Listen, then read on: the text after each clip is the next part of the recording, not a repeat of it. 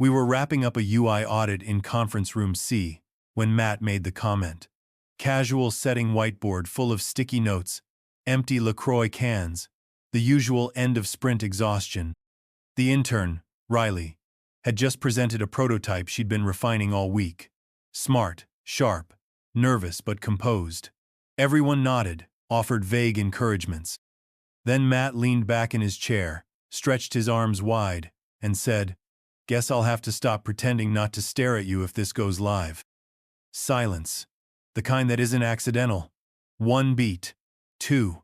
Riley gave a tight, confused laugh. No one else reacted. A few eyes flicked toward me, then down at their laptops. I looked at Matt. "Not funny," I said evenly. "Way out of line." He smirked, raised his hands like he was surrendering. "Just a compliment, Ethan. Don't be so uptight." Riley gathered her things quickly, muttered something about needing to update the file. No one stopped her. I watched her leave, then looked back at the room. 8 people, all quiet. A couple pretended to read Slack. One checked his watch. My boss, Landon, sat at the head of the table, jaw tight but unmoving. "Let's reconvene at stand-up tomorrow," he said flatly. That was it. Meeting adjourned. Afterward, I stayed behind, erasing the whiteboard. Matt walked past and clapped me on the back. "Didn't realize you were the office moral compass now," he said, voice low but sharp. "Careful with that halo, man." I didn't respond, just capped the marker and stared at the residue it left behind. That night, I rewatched the meeting recording. Company policy auto-records all team sessions for remote access. There it was. Her face, the shift in her body language. Matt's exact words, crystal clear in audio. I exported the clip and sent it to myself, just in case. When I told my wife about it over dinner, she sighed. "You did the right thing," she said. But her tone held a note of warning I didn't recognize then. "Yeah," I replied, forcing a smile. "Let's hope that still means something." It wasn't the first time. That's what bothered me most. It wasn't even the worst thing Matt had said, not by a long shot. Over the last few years, I'd watched his jokes sharpen from awkward to uncomfortable. At happy hours, during team calls, casual one-on-ones, comments about interns, new hires, anyone younger, quieter, or easier to isolate. He'd do it with a grin and just enough plausible deniability to make calling him out feel like overreacting. The first time I noticed it, he was mocking someone's accent. That was 3 years ago. The room laughed then, including me. Nervous laughter.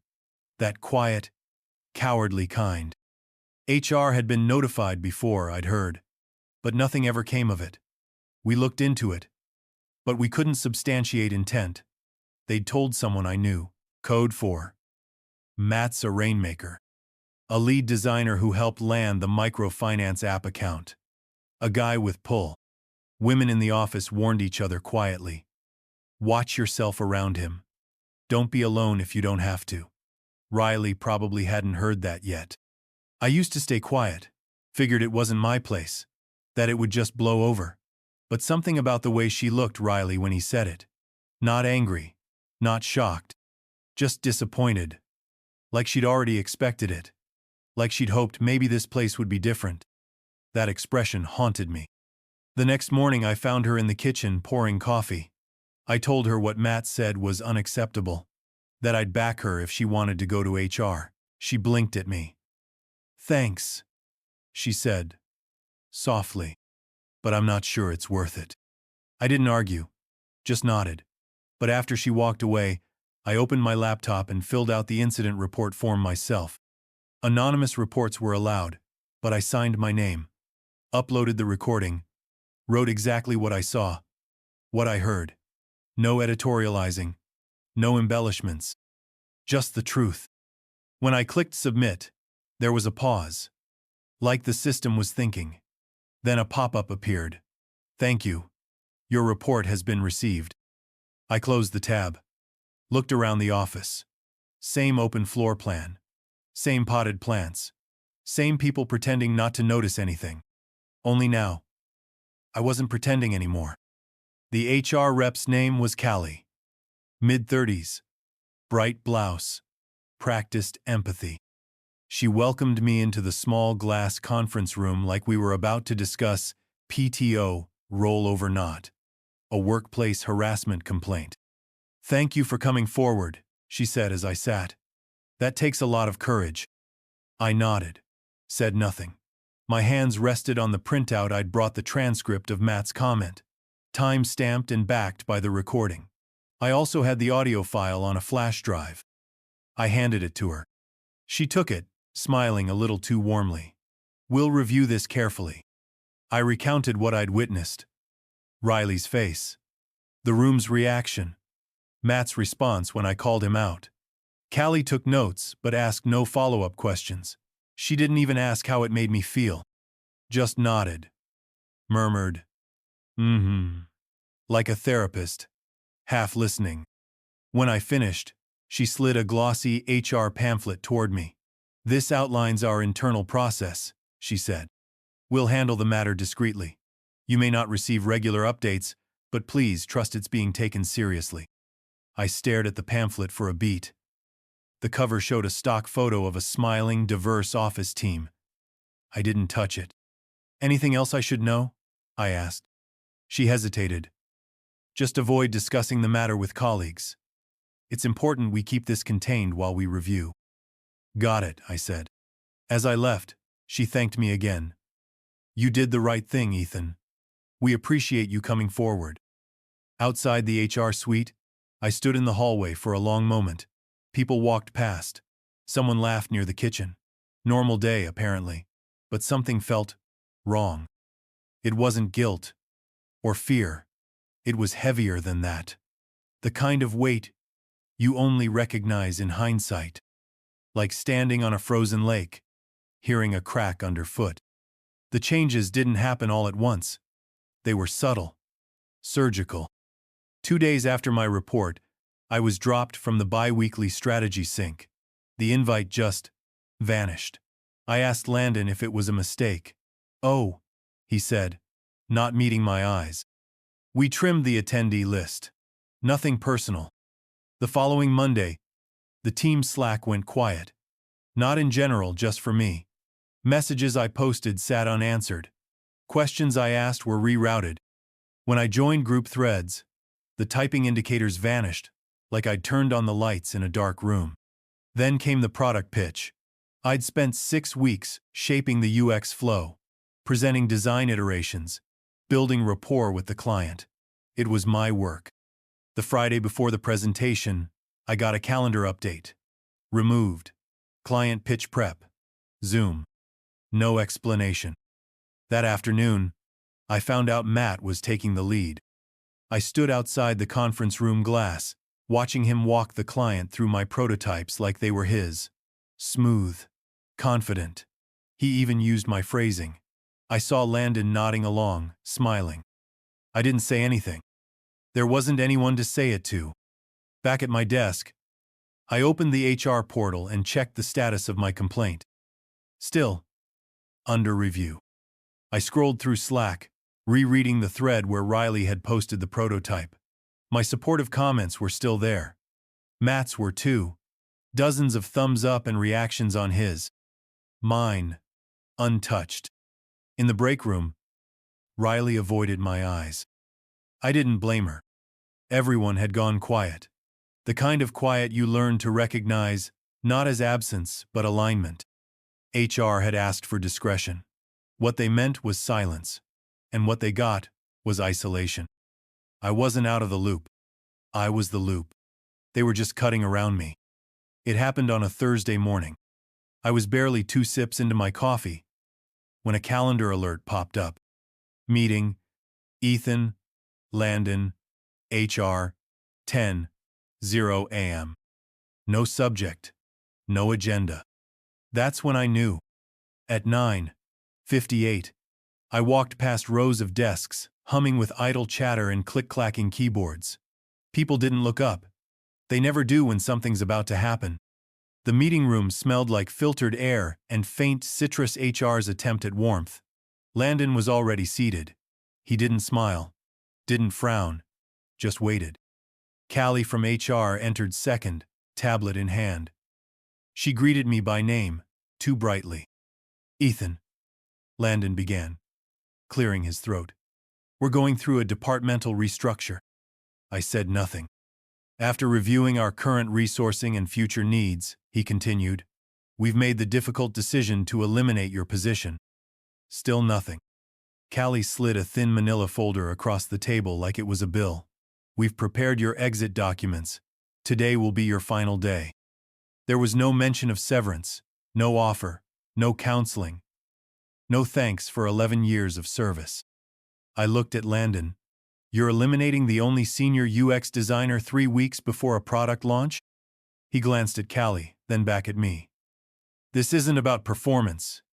It's just business." I waited for him to look me in the eyes.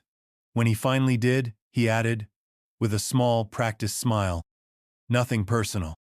That was the moment I stopped feeling anything. No anger, no panic, just clarity. A clean, sharp edge where disappointment used to be. I stood. "Got it," I said. "Guess I'll go pack up." Callie nodded like we'd just finished a quarterly review. "Let me know if you have any questions about the paperwork." I didn't. There's a particular kind of silence that follows you on your last walk through an office. Not loud, not obvious, but present. Like the sound of a door closing that no one wants to admit they heard. I reached my desk and pulled out a cardboard box from the bottom drawer I'd never used, but had always kept. Just in case. It took 5 minutes to pack. A framed photo of my wife and me at Big Bend. The same notepad I'd sketched every product flow on since 2017. A coffee mug with the company logo chipped. I left it behind. A copy of Don't Make Me Think I'd lent out so many times I'd memorized the dog-eared pages. No one said anything. A few glanced over and quickly looked away. One guy 2 rows down tapped at his keyboard like it owed him something. The Slack message tone pinged once, then stopped. I carried the box past the kitchen, past the awards shelf, past the photo wall where my face was still pinned from last year's company retreat, past HR. Then I passed the glass conference room. Inside, Matt, laughing, gesturing with his hands like he was mid-story. Landon was there, nodding. 2 other execs leaned forward, engaged. I paused not long, just enough to feel it. My reflection hovered in the glass for half a second, then vanished as I kept walking. At the elevators, I hit the down button and waited. My box felt heavier than it was. I didn't look back. When the doors opened, I stepped in. Alone. No farewell. No speech. Just a quiet exit from a company that had made its position clear. The problem wasn't Matt. The problem was that I noticed. I didn't sleep that night. Didn't drink. Didn't scream. Didn't stare at the ceiling, waiting for answers that wouldn't come.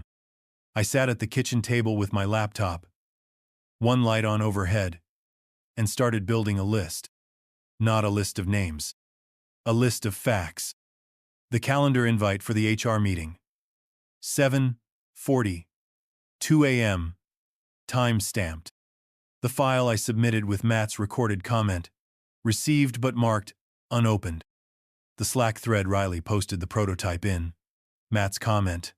My response. Emoji reactions. 13 for him, 0 for me. Emails removing me from meetings I'd previously led. The finalized pitch deck for the microfinance client My UX design with Matt's name now listed under lead. Every item on the list was dated, documented, sourced. No assumptions. Just evidence.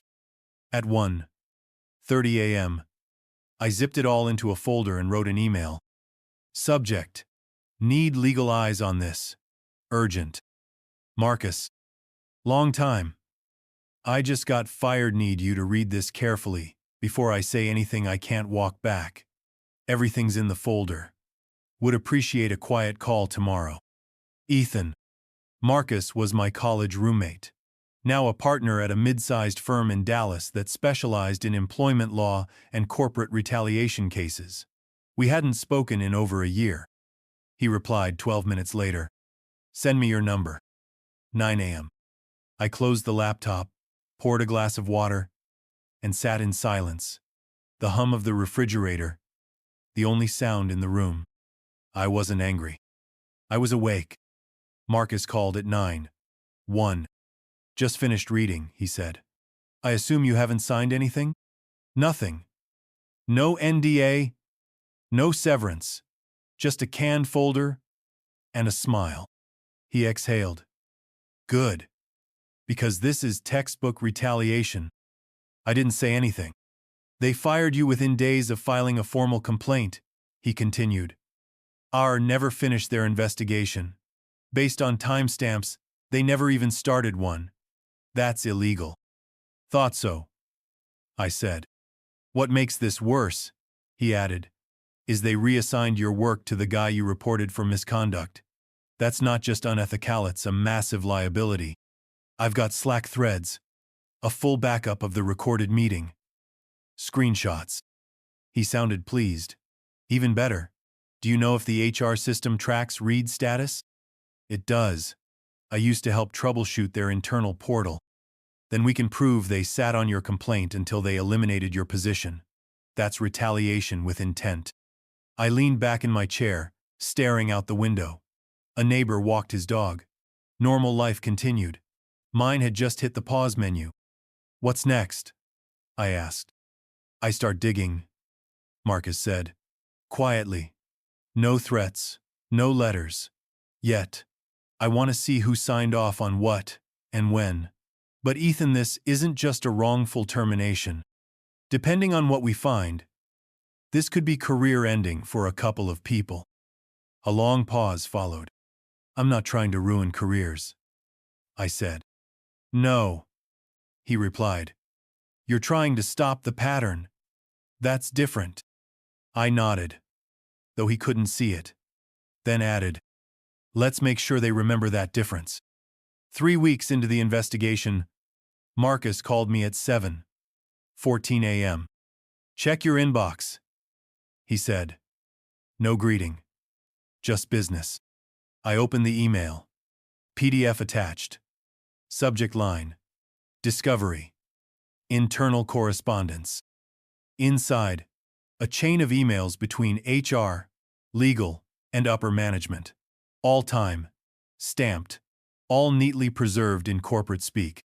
It started at 10:47 a.m. on the day I filed my complaint. We've received a formal harassment report involving Matt Kellner. Reporter is Ethan Wells. Possible escalation risk. Cali HR. At 11:05 a.m. A reply from the company's in-house counsel. Wells could be a reputational risk depending on visibility. Evaluate mitigation options. Discreetly. Then, less than 48 hours later, an internal memo marked confidential, executive use only. Recommendation. Eliminate Ethan Wells' position in upcoming resource restructure. Suggested language. Strategic realignment. Effective immediately. Low external exposure anticipated. My name. My firing. Just another line item. Jesus, I muttered. Marcus was quiet on the other end. Then, they didn't just retaliate. They documented the premeditation. That's the difference between a wrongful termination case and a federal one. I kept reading.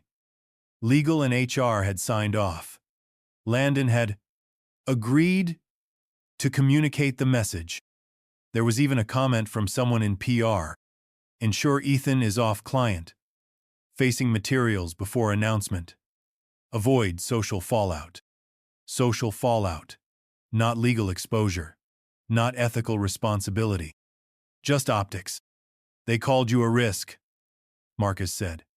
And they were right. The FedEx envelope arrived 2 days later. Thick paper. Heavyweight stock. The kind they use when they want things to feel important. Inside. A severance agreement. One-time payout. Full NDA. No admission of wrongdoing. boilerplate language dressed up in corporate polish. At the bottom, underlined, "Offer expires in 72 hours." I forwarded it to Marcus without a word. He called me within the hour. "They really think you'll take this?" he asked, amusement in his voice. "Depends what the number is," I said, even though I hadn't looked yet. "Don't bother," Marcus replied. "It's hush money, dressed up like mercy." I flipped to the last page. 6 figures. Barely. "If you take it, you're done," Marcus said. "You can't talk about what happened. You can't go public. You can't even mention the investigation." I folded the packet shut. "Then we're not done. They're testing your price," he said. "Trying to see if this is just a paycheck to you." I shook my head. More to myself than to him. "It's not." "Good," Marcus replied. "Because if we keep going, and I mean really go this, doesn't end in HR. It ends in a courtroom. Or the press. Maybe both. I'm not in this for revenge," I said. "I just want the truth on record."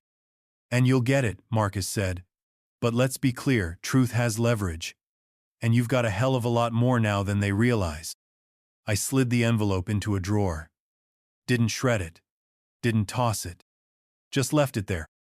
Like a reminder of what they thought I was worth. And how wrong they were. The message came from a burner email. No name. No subject line. Just one sentence in the body. "You should see what they're saying behind the curtain." Attached. 6 screenshots. Slack threads from a private channel I was never part of. Leadership. Insight. The first was dated the day after I was fired. "Matt. Guess Ethan wasn't as UX savvy when it came to HR ADO." 2 laughing reactions. 1 thumbs up. Another message.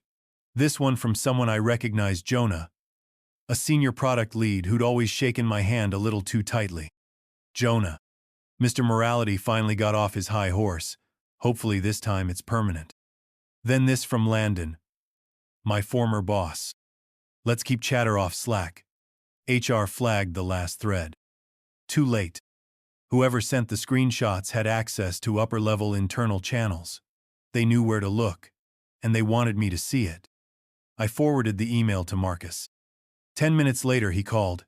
"This just moved from strong case to slam dunk. Can we use it?" He laughed dryly. "It's not admissible in court unless we verify the source, but if this leaks, if even one quote makes it to press, they won't be thinking about court, they'll be thinking about damage control." I opened the screenshots again, zoomed in on Matt's smug grimace profile photo right beside the message. They hadn't just fired me. They mocked me for caring, for saying something, for being decent. That was their mistake. The journalist's name was Cleo Vance. Investigative tech reporter. No fluff, no sensationalism. Just facts with teeth. Marcus handled the approach. Sent her a redacted version of the HR complaint, the timeline, the Slack messages with sensitive names removed, included quotes, dates, context. He didn't pitch it as a scandal. He pitched it as a pattern. Cleo responded in under an hour. 3 days later, her article dropped. Designer fired day after reporting harassment. Boss says, "Just business." By Cleo Vance. Tech Current. The piece pulled no punches. It outlined my firing in cold, deliberate detail. Included excerpts from my report, direct quotes from HR, even the internal memo Marcus had found during discovery. She wrote, "Ethan Wells filed a harassment complaint, supported by video evidence. 48 hours later, he was terminated during a supposed restructure. No one else involved was disciplined. One was promoted." The story caught fire on Twitter within hours. Tech blogs picked it up. Reddit threads exploded. Former employees started chiming in, some confirming similar experiences, others naming names. I didn't post anything, didn't respond to messages, just watched the story take on a life of its own. By the end of the week, the company had locked down its social media, issued a 2-line statement. We take allegations seriously and are conducting an internal review. Landon's LinkedIn went private. Matt's portfolio site mysteriously vanished. And my inbox? Full. Designers, developers, former interns, even a VP from another firm who'd been watching the situation closely. But the message that meant the most came from an address I almost deleted as spam. Thank you for saying something when no one else would. I didn't think anyone ever would. R. Riley. I read it twice. Then I replied, "You deserve better than silence. We all do." I hit send. And for the first time in a long time, I felt like I'd said exactly the right thing. The fallout started slow. Then it hit like a flood. 3 days after Cleo's article went live, the board announced an independent investigation. External firm. Full audit. Immediate interviews with leadership. Landon was placed on administrative leave. The press release said it was procedural. Internally, it wasn't. HR scrambled. Callie stopped replying to inquiries. Slack channels went into lockdown. Internal memos leaked. Someone published a spreadsheet anonymized, but full of dates and vague allegations going back years. Matt's name showed up 5 times. Once from a vendor. Twice from junior staff. Once from an intern who'd left the industry entirely. And once under a column labeled Previously Unresolved Riley. Each new revelation peeled away the idea that what happened to me was an outlier. I hadn't started the fire. I just refused to pretend we didn't smell smoke. By the end of the week, an open letter circulated signed by over 60 employees and former staff demanding transparency, accountability, and reform. Some of them included stories of their own. Some simply said, "Ethan Wells showed us we weren't crazy. We weren't alone." I stayed out of it. Publicly, at least. I didn't give interviews. Didn't issue statements. I let the story speak for itself. And it did. Loudly. The settlement came 2 weeks later. Marcus walked me through it line by line. No NDA. That was non-negotiable. They tried to push one in early drafts. We pushed back harder. What I received: a high 6-figure payout. Written acknowledgement of wrongful termination. Signed by legal and the board. A mandated overhaul of HR reporting structures and harassment procedures. Matt's immediate termination for violations of company policy. Landon's resignation, announced the same morning. To pursue new opportunities, the statement read. The board's tone made it clear he wouldn't find any soon. There was no apology. That's not how corporations operate. But the acknowledgement was enough. Not for pride. For proof. I didn't gloat. Didn't post a victory lap. Didn't refresh headlines looking for praise. That night, I sat on my porch with a beer in one hand and my phone in the other. Marcus had just texted, "You did good. Real good." I looked up at the night sky. It was clear. Still. No noise. No pings. No second guessing. Just quiet. The kind I could live with. And for the first time in months, I slept through the night. I didn't go back to corporate. Didn't apply for new jobs. Didn't need to. Instead, I rented a small studio space on the east side, exposed brick. Bad plumbing. Quiet neighbors. I hung 2 whiteboards on the wall and sketched out the idea that had been forming for weeks. Ethical UX leadership. Not a blog. Not a brand. A consultancismal, focused. Built on one question. What if design wasn't just efficient, but accountable? I didn't name it after myself. Didn't hire a PR firm. Just sent a quiet email to 10 people I respected. 5 replied. 3 sent referrals. 1 offered a paid workshop by the end of the month. No splash. Just momentum. I kept it lean. No employees, no pitch decks, no chasing followers. I said no, more than I said yes. Only worked with companies that didn't flinch when I asked how they handled power, not just product. Somewhere along the way, I stopped checking LinkedIn. One night, months later, I was working late, headphones on, wireframing a client dashboard when my inbox pinged. From Riley, H at com. Subject: thank you. You probably don't remember what you said in that kitchen, but I do. You were the first person who treated what happened like it actually mattered. You speaking up changed everything. For me, for more people than you know. Thank you. I read it twice. Then again.